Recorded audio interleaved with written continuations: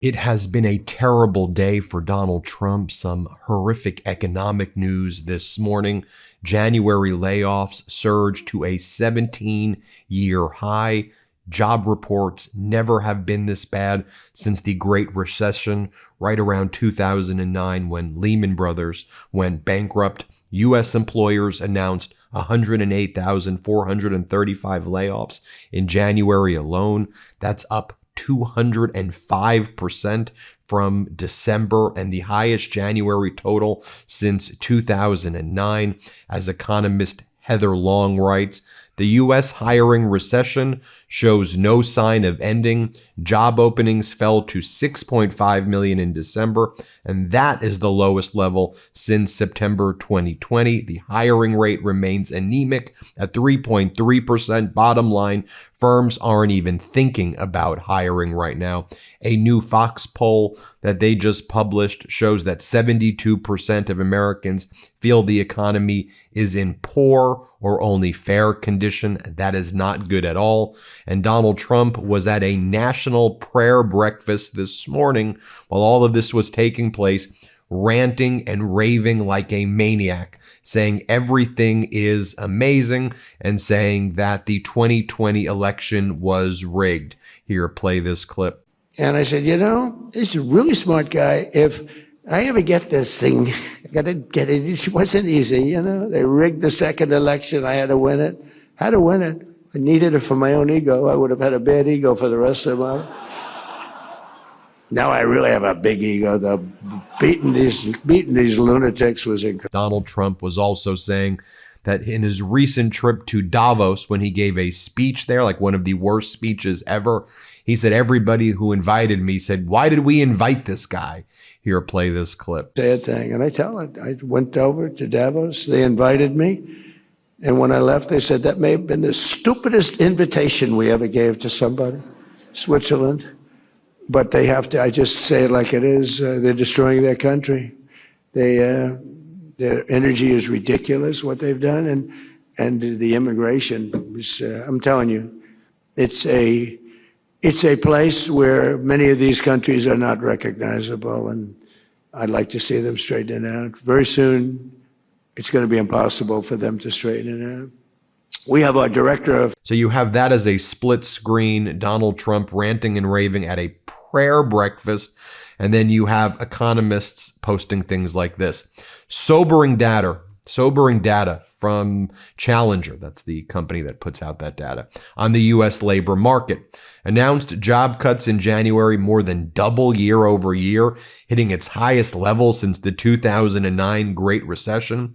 Most notably, these layoffs are occurring while GDP is growing at 4%, accelerating the decoupling of employment from economic growth, a phenomenon that, if persists, has profound economic, political, and social implications, meaning, when people talk about the K-shaped growth, which means the billionaires are making lots of money while everybody else is suffering right now. Also, the crypto market is crashing. Crypto has lost $2 trillion in value since October 2025. The sell-off is deepening. It's been crashing every day. It's like dropped into the 60s. As the Kobayashi letter explains, it's absolutely insane what's going on in the crypto market. On October 6th, crypto markets hit a record high market cap of $4.3 trillion. And today, the crypto market is worth just $2.3 trillion, losing more than $2 trillion worth of market cap in 4 months. Most of crypto's value is being wiped out. Now, Trump's family company, World Liberty Financial, bought crypto at an all-time high. They're dumping it right now. They've sold over $5 million worth of Bitcoin right now. I guess they don't understand that you buy low and you sell it high and make a profit. They buy high and then they sell low, and they've lost a lot of money on that transaction as well. But that's typical Trumpian logic right there. Yeah, it seems like there's real systemic issues going on. Back to that prayer breakfast for a moment. Donald Trump talks about how when MAGA Mike says, the Speaker of the House says he wants to pray, Donald Trump's like, can we just eat lunch? Let's play this clip. Okay. You know, Mike Johnson's a very religious person, and he does not hide it. He'll say to me sometimes at lunch, sir, may we pray? I say, excuse me? We're having lunch, you know, the Oval. It's okay with me. But he's a very religious person, and he is popular, and he's doing an unbelievable job. So I think God is watching over you. God is watching over him. I don't know about me. So I hang around with him because I feel I'm protected a little bit. And Donald Trump uses his speech at the prayer breakfast to attack Democrats. And again, I want to show you the split screen stuff. So you have Trump attacking Democrats there. Play this clip. I don't know how a person of faith can vote for a Democrat. I really don't. And I know we have some here today, and I don't know why they're here, because they certainly don't give us their vote.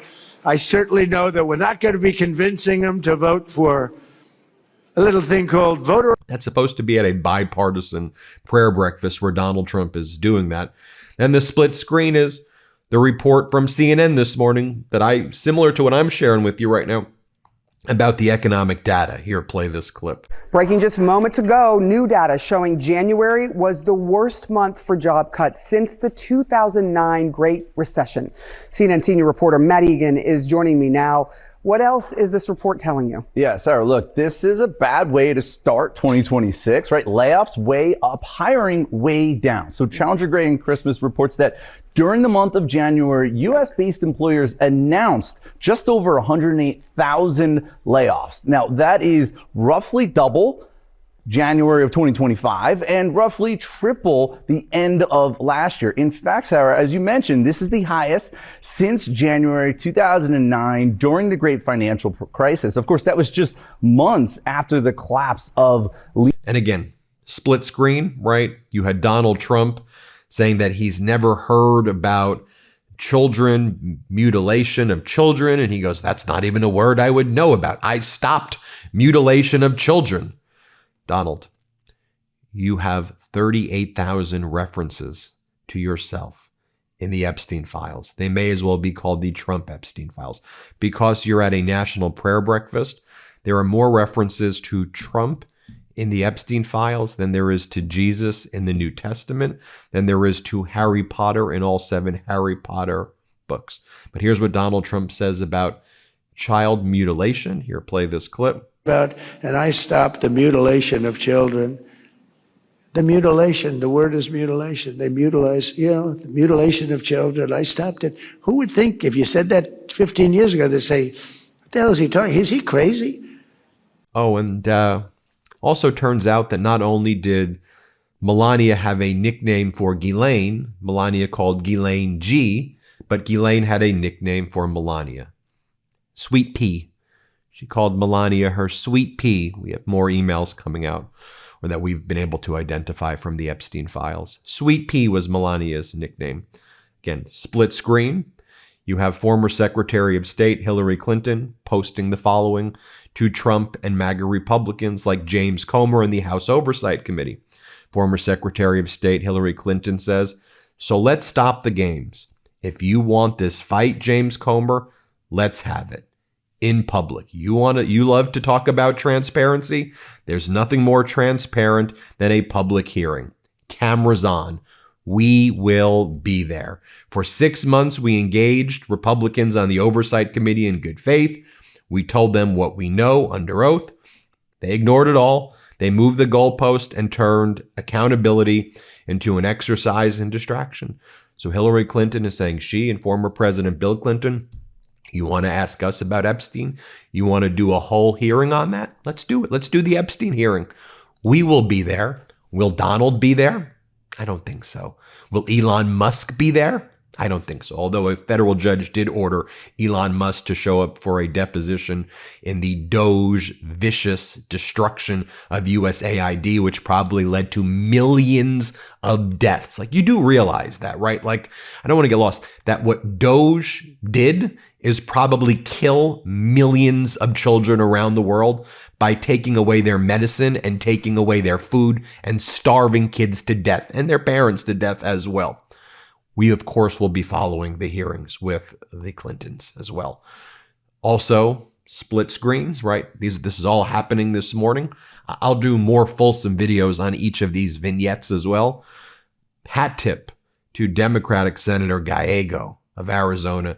He was cross-examining Treasury Secretary Scott Bessent about the Treasury Department getting prepared to send Donald Trump a check personally to Donald, paying Donald Trump $10 billion of taxpayer money, of our money, because Trump says that his tax returns were leaked, by the way, with 400,000 to 500,000 other taxpayers who are not suing. And so Trump says that he's damaged $10 billion.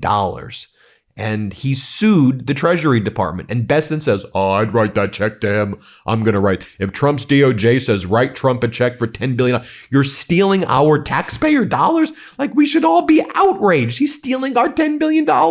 Here, play this clip. But if the president prevails in this lawsuit, he's going to be able to pocket that money. My question is the president, has anyone in the president's office talked to you about this lawsuit in any regard? They have not, and the president has said he will donate the proceeds to charity. You may have missed that. So no one at all has discussed this to you whatsoever? No, sir, and the president said he will. Have you received, I didn't ask any more questions. Have you received any advice from Treasury's legal division about how to handle this potential conflict? This is a Justice Department matter. They represent Treasury in it. Have someone from the Department of Justice actually come and talk to you saying that this is their purview and you need to stay out of it? Or who has discussed to you what is your role in this? Our general counsel, who's sitting behind me, has told me that it is a Justice Department matter. The Justice Department defends Treasury in matters like this. Okay, so it has been discussed with you. Do you have any final say at all in the process of this? Or is the DOJ just going to instruct you to cut a check and or settle, and you have no independence to actually make a decision whether or not the president deserves $10 billion? Again, that is a DOJ matter.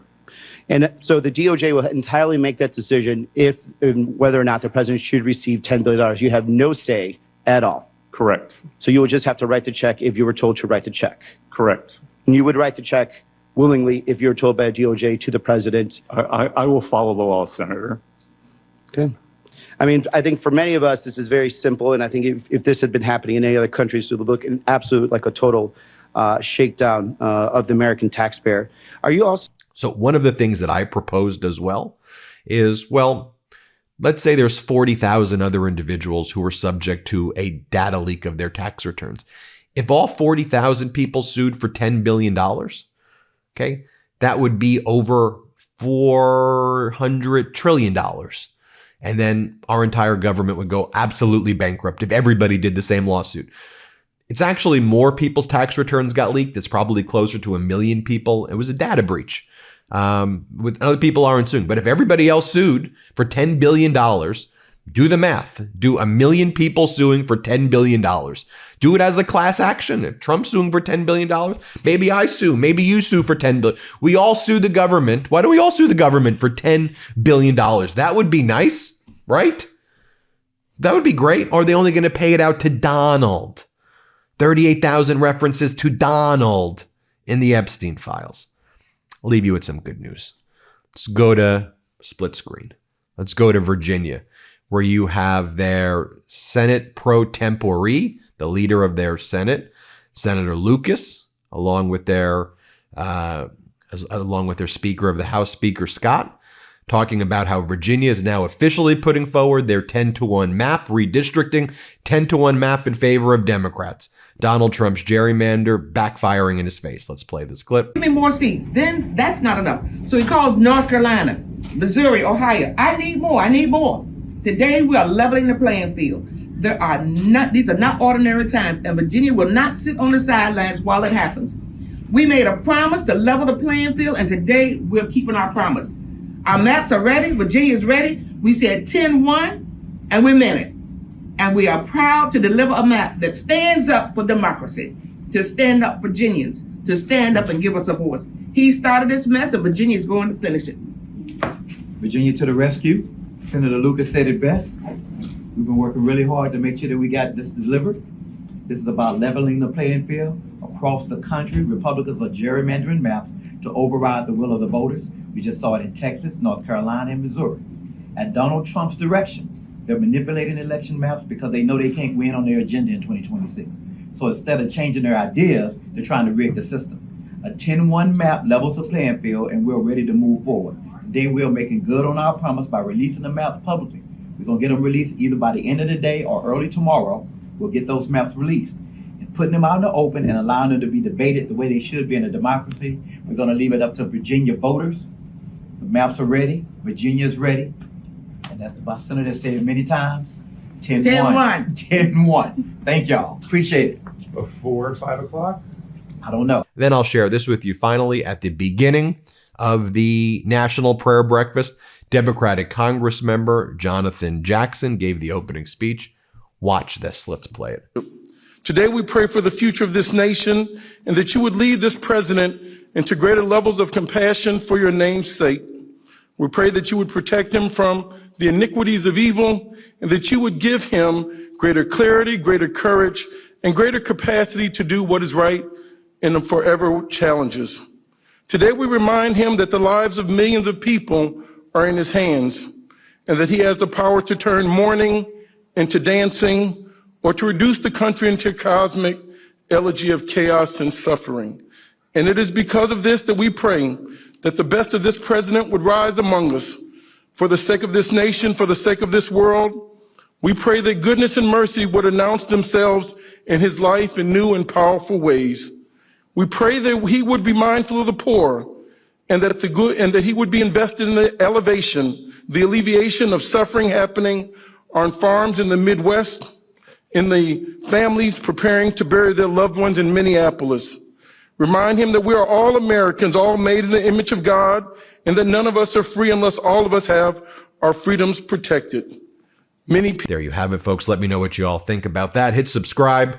Let's get to 6 million subscribers. Want to stay plugged in? Become a subscriber to our Substack at MeidasPlus.com. You'll get daily recaps from Ron Filipkowski, ad-free episodes of our podcast, and more exclusive content only available at MeidasPlus.com.